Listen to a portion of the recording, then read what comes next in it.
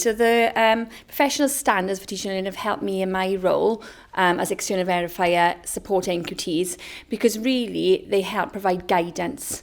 So they are there to provide better support for the NQTs to ensure that they successfully complete their induction year. They provide opportunities for NQTs to develop their skills. Again, those skills that are needed to complete that induction year successfully.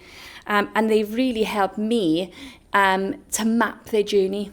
And along that journey, I can then use that to ensure I put in the relevant support, the guidance, the experiences of where those gaps are that are needed to, again, help them successfully complete their induction year.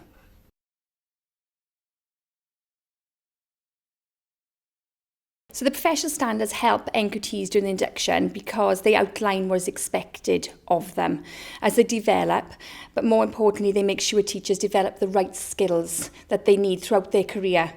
They set who can qualify as a teacher. They help develop the leadership skills of all teachers. They ensure we have a quality workforce, which is really important. They provide structure, guidance. There's excellent reflection opportunities within them, and a real focus on evaluating the impact of their teaching. They enable teachers to work more effectively and collaboratively together, and to make sure all learners benefit from excellent teaching and learning.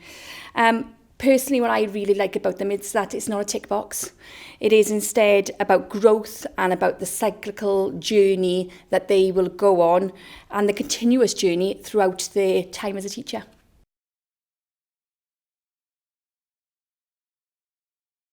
Okay, how I personally have seen schools incorporating the professional standards in their day-to-day work varies greatly from school to school. Different schools are at different places. I feel it's largely dependent on how many NQTs are there, because for me at this stage, the NQTs are driving this forward. They are the ones who have been working with professional standards more than anybody else.